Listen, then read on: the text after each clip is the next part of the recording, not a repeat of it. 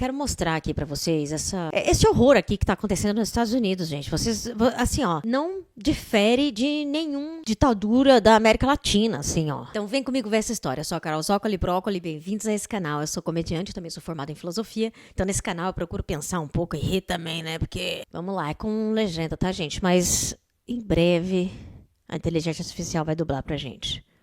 Alright, I want to read to you a few disturbing stories that show how the Trump admin is not doing immigration enforcement, but an exercise in state power.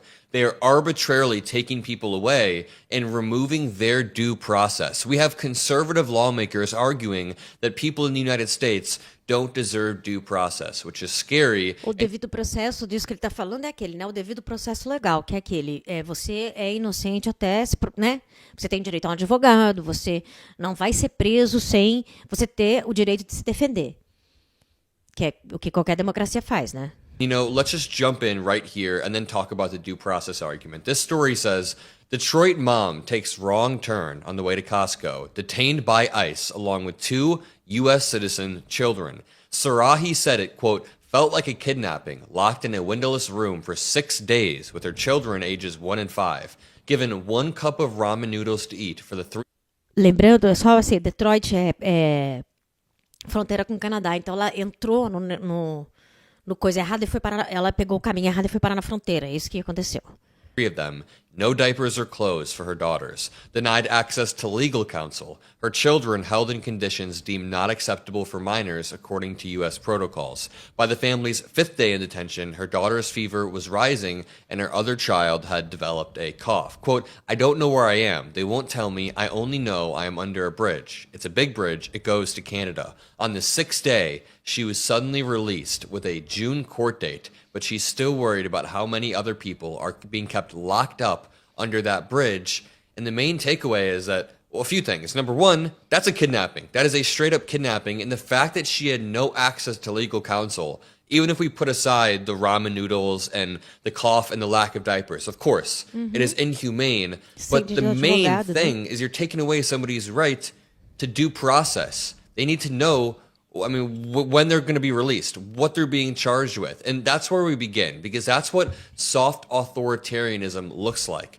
A woman locked away without cause for an arbitrary reason. And we're seeing this pattern across the country. So Timothy Snyder said regarding the due process debate, if you accept that non-citizens have no right to due process, you are accepting that citizens have no right to due process. All the government has to do is claim that you are not a citizen, and without due process, you have no chance to prove the contrary. And that is the big headline. Whenever we're talking about that gay hairstylist with the tattoo who got deported to a prison, which is a terrifying, heartbreaking story, the scariest part is he never even had the chance to prove his case. That's why you need due process. That is the exact story that proves why due process is necessary, because if he would have had 20 minutes to just clarify what his tattoos meant, who he works for, what he does, why he came here, that he had a court date coming up in like 2 weeks, I believe it was April 14th, he had a court date coming up, then he would have been fine. But when you take away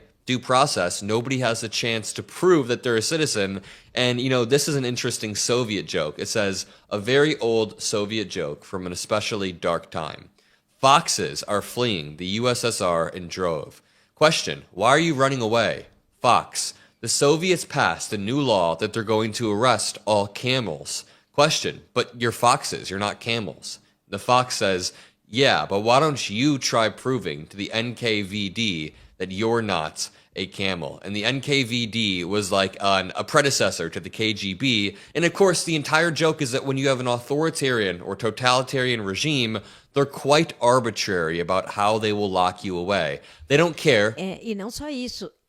Se você deixar eles usarem bode expiatório, né? Por exemplo, no caso da piada ali, os camelos, no caso daqui, sei lá, os trans, se você deixar ele usar uma pessoa, né, um adversário, você vai estar abrindo para todos. Porque, por exemplo, vamos dizer que eles começam a colocar na prisão pessoas trans, vamos dizer. Daqui a pouco eles olham para você e falam, não, você não é feminino bastante, você não é masculino bastante. Vai pra cadeia. Se entende? Então, tem isso também, né? Tem nessa piada, eu acho.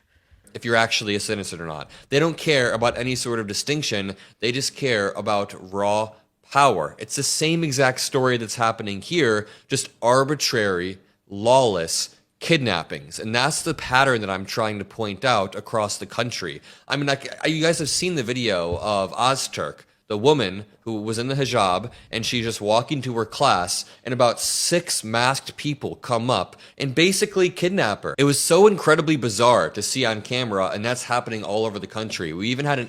Esse negócio foi bizarro demais. A menina, hijab é aquela muçulmana que usa... não é a burca, né? Burca é a que tampa o rosto inteiro, hijab é aquele que fica só aqui na cabeça. E aí essa menina, ela escreveu um artigo contra o Trump, assim, no ano passado, no jornal da universidade dela. E aí vieram 5 caras não identificados, eles não se identificaram como policiais nem nada, mascarados, pegaram e levaram ela. E aí tem as câmeras de segurança, assim, as câmeras de segurança mostrando. Do nada. Pegaram a mulher e tal. Então, assim, como eles sabem que eles estão fazendo algo que não é legal, eles estão escondendo o rosto e não estão se identificando. Então, assim, tá tudo errado. E foi por isso. E eu digo mais, gente, aqui, ó, eu tive 2 broncas, assim, do YouTube que retirou conteúdo meu. As 2 foi porque eu tava falando mal do Trump.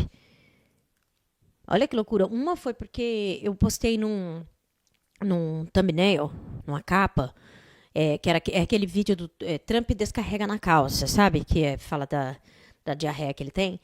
Então, eu coloquei uma foto dele de fralda, que é uma foto, assim, que ele tá sentado de perna aberta, assim, dá pra ver um fraldão, assim. E aí, eles flaguearam isso aí como nudez, não sei o que, e tiraram. Eu apelei, eles não aceitaram.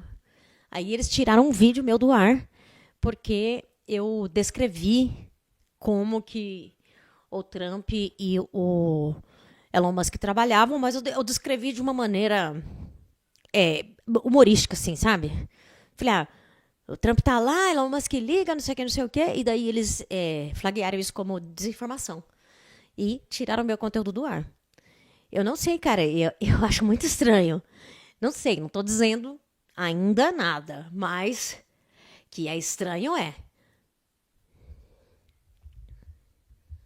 Indiana congresswoman saying, quote, "You violated the law. You don't get due process." You know, I grew up in Indiana. I was born in Indiana. Not making me proud.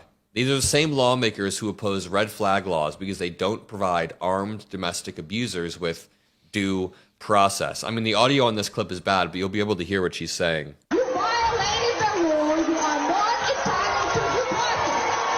I mean, for people that say they love the Constitution, they really don't seem to understand it or have any respect for it whatsoever. In the Fifth Amendment, it says, quote, "No person shall be deprived of life, liberty, or property without due process of law." Now, when it's talking about due process, it doesn't say no citizen or no U.S. citizen. It says no person. It says no person. So this applies to anybody who is on U.S. ground. In the 14th Amendment, it says, quote, "Nor shall any state deprive any person of life, liberty, or property without due process of law." Again, you can't deprive any person, whether they're a citizen or not. There are also many precedents with the Supreme Court where they say that immigrants deserve due process even if they are here illegally. Yet despite that, we have a story from the Times of India reporting that hundreds of international students wake up to an email asking them to self-deport for campus activism.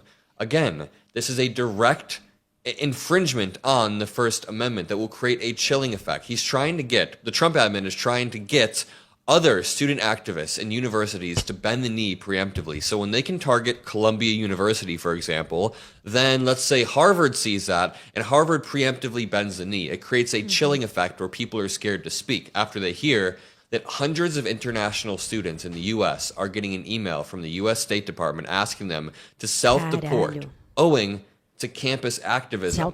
So much for the freedom of assembly, the freedom to protest, the freedom to speak your mind and to dissent against the government. Immigration attorneys contacted by TOI affirmed this development and added a few Indian students may also be at the receiving end of such emails for something as innocuous as sharing a social media post.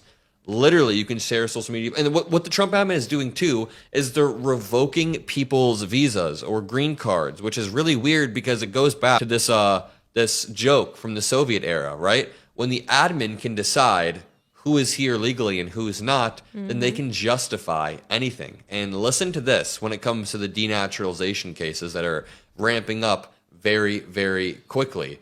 On March 19th, Article 3 project founder and MAGA influencer Mike Davis told Axios, quote, "What's going to be on the horizon are denaturalization cases. You're going to have Hamas supporters who have been naturalized within the last 10 years, and they are eligible to lose their status as citizens and get deported," he added. "It's worth it." Here's the thing. They are classifying people who are just vaguely pro-Palestine as Hamas supporters.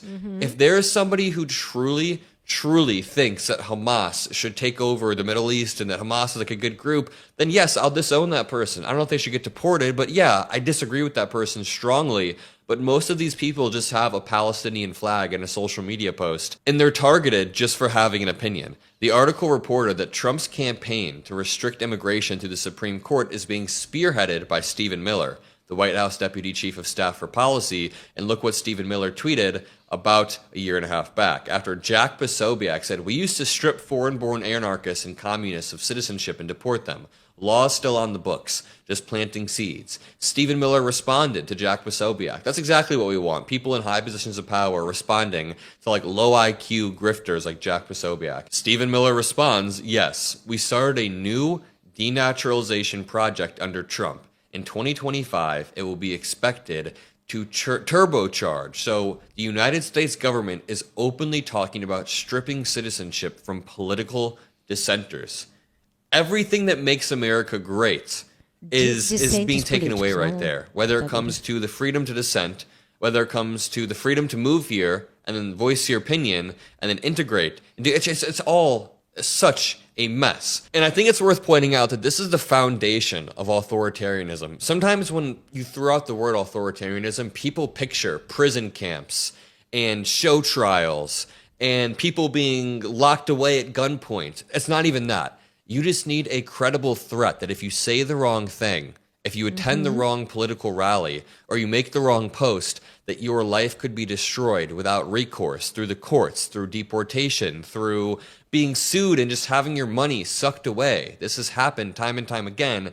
So I just want to repeat, this is the foundation of authoritarianism. Don't just think that authoritarianism has to be the most extreme thing. Now, the first Trump admin attempted to bring 1,600 either civil or criminal denaturalization cases, though it fell far short, with one estimate putting the number of cases brought at 168. So they actually were able to bring 168. So 10% of the cases they wanted to bring, many of those didn't even go through. The second Trump admin is attempting to revive those efforts, in part by including the section of the U.S. Code that controls revoking citizenship in one of the administration's day one executive orders. And then this reads, "In recent years, conservative pundits and think tanks have sought to drastically increase those numbers. MAGA media figures have targeted pro-Palestinian organizers, a high-profile journalist, and in at least one instance, a sitting member of Congress in their campaigns to denaturalize citizens." I believe that's Ilhan Omar, who they have targeted openly, saying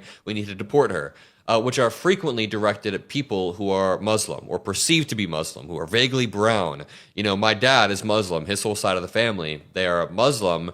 And, you know, he's pro-Palestine. He's attended these protests before. And sometimes we argue about it. We have healthy disagreements. And I largely agree with him. But the threats being posed to just normal people like my dad, who probably just posts random pro-Palestine memes or graphics or whatever to make sure he's spreading the word, these are extreme threats, even by right-wing media standards. And where MAGA punditry often falls light on specifics, white papers from conservative think tanks look to offer a veneer of policy respectability to the cause for ramping up denaturalization. So they can't get policy drafted or passed on shit like healthcare, like anything of importance. But when it comes to denaturalizing people for being pro-Palestine, they somehow are actually drafting policy related to this. And you know, the entire point of this video is that we need to stop the kidnappings. I could go through and play all of the videos of people being kidnapped, but I don't think that would help. I've played them multiple times on this show, and at this point, we just need to be talking about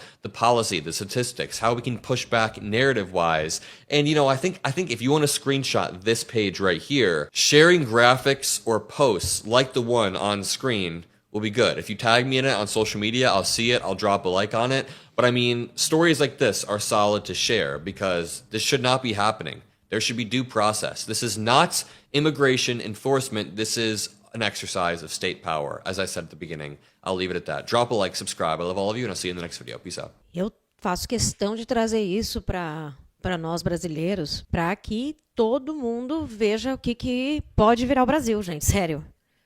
Que é para ficar apavorado mesmo. Para a gente ver o que pode nos esperar se a gente deixar Nicolas Ferreira, Gustavo Gayer, Damares abrir a boca, entendeu? Eu fico por aqui. Eu sou a Carol Zoccoli Brócoli. Se você quiser aprender a fazer stand-up, eu tenho um curso online na Hotmart. O link tá abaixo aqui na descrição.